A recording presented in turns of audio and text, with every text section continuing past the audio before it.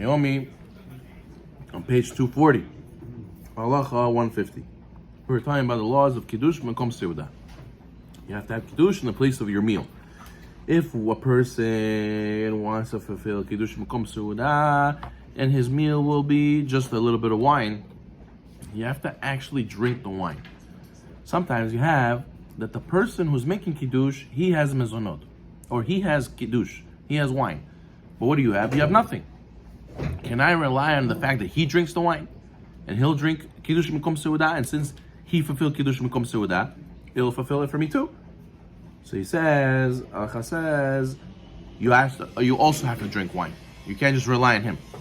Merely listening to someone else say Kiddush, who will also be drinking wine, is sufficient to fulfill the mitzvah of Kiddush, but it's not sufficient to fulfill the mitzvah of Kiddush Makom Seudah. So you actually have to hear it as well. You have to actually drink it as well.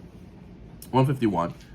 One who ate his meal and then vomited his food, God forbid, should preferably eat another kazayit of bread in order to have Kiddush Makom Seudah, or if he's not feeling well, he doesn't have to. 152. One may not recite Kiddush if he doesn't feel well, and cannot eat or drink enough to have fulfilled Kiddush Makom Seudah. Rather, he should hear Kiddush from somebody else. 153.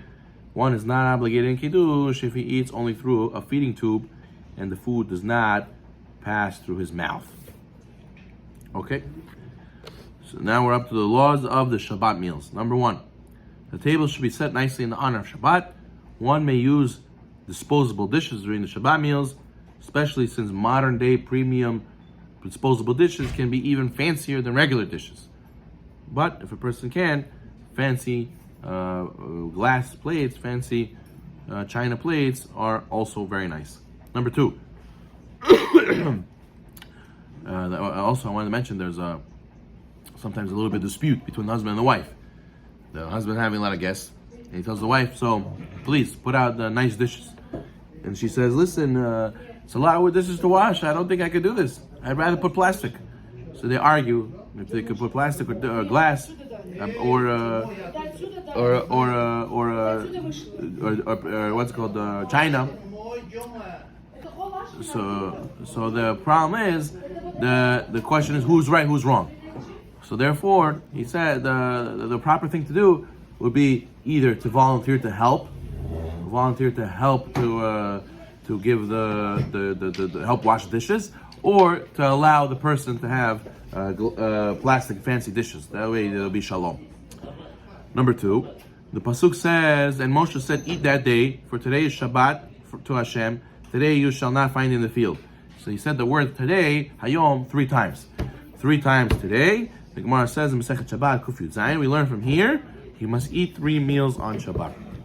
The Gemara also says, the one who fulfills eating 3 meals on Shabbat, he will be saved from the difficulties that will face the person in the times of Mashiach, the judgment of Gehenna, and the war of Gog and Magog. So therefore, the person has to try as much as he can to fulfill the mitzvah of eating 3 meals on Shabbat. Number 3, the obligation of eating 3 meals throughout Shabbat applies equally to men and women. Women are also obligated to 3 meals on Shabbat. 4, the Shabbat meals are eaten at the following points: at night, in the morning, after praying Musaf, and after praying Mincha. Question is, why are women obligated in 3 meals of Shabbat? It's a time-bound mitzvah, seemingly.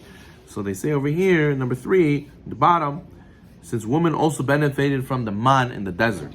And nowadays, it's customary that in many communities, men eat Sudah Shishit in shul, and ladies don't eat Sudah Shishit. It's wrong. They should eat Sudah Shishit at home as well. You have to remind the wives to say to eat Sudah Shishit. 5, one is required to eat bread during the first 2 Shabbat meals. Preferably, one should have a kibbutza of bread, around 52 grams. If one cannot eat kibbutza, he should at least eat a kazayit, 27 grams. But that has to be kedei achilat pras. It has to be within 7.5 minutes. It cannot be you nibble here, nibble there. It has to be you eat it all within 7.5 minutes. Number 6, one who's not able to have Friday night meal may have an extra meal during the day in order to make up this that he missed Friday night meal. 7, it is prohibited to fast on Shabbat, since by doing so one is missing out on the mitzvah of eating Shabbat meals. Number 8, even though Shulchan Aruch writes in Resh,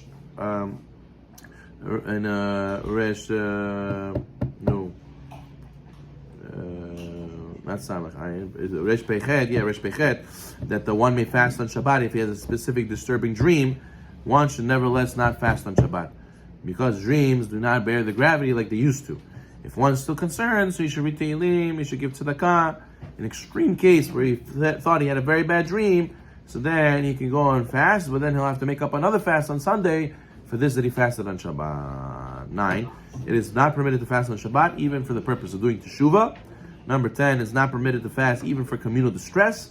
Number 11, one is exempt from the obligation of eating 3 meals with the bread if eating a kazayit of bread causes discomfort or threatens your health.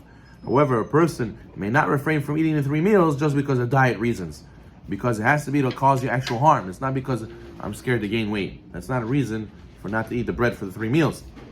Now, a lot of people suffer in the winter because they say, I tried to eat a bread meal in the morning, I ate the bread meal, and then I have no room for Sudash Shit. First of all, you have to eat your morning meal earlier. Second of all, who says you have to eat so much? Don't eat too much in the morning. Leave room for the afternoon. And that way you'll be able to do Sudash Shit. Number 12. The custom of Sfaradim and most Ashkenazim is to wash Amotzi after Kiddush. But some Ashkenazim, they wash Amotzi, they wash Nitlat Yadayim first, and then they do Kiddush. But our minhag is not that way. 13. Both the washing and the drying of one's hands should be done standing.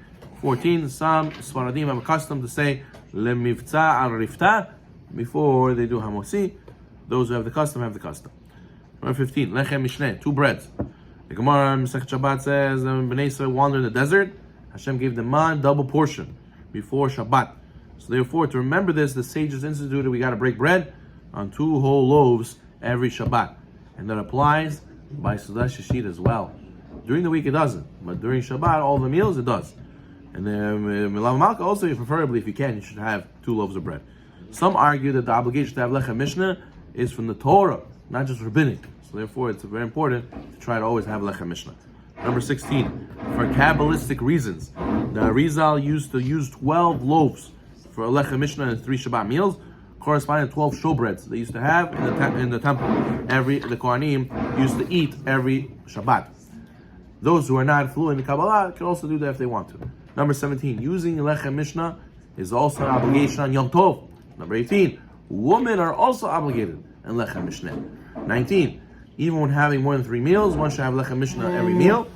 20, one who was only able to get Lechem Mishnah after he started eating should lift both breads in his hands and eat a little bit from one of them without reciting another Amotzi. If the bread was brought from the outside and one was unaware that he would attain more bread, he must recite a new bracha upon eating it. Similarly, if one ate bread already said Birkat Hamazon and later got Lechem Mishnah, it's proper to wash again and to eat from them to fulfill Lechem Mishnah. Number 21, we'll stop over here. In order to fulfill Lechem Mishnah, one must eat from one of the loaves and not from the bread that is on the side. Meaning to say, you only have to eat from one of them. You don't have to eat from both of them in order to fulfill Lechem Mishnah. Baruch Adonai Olam.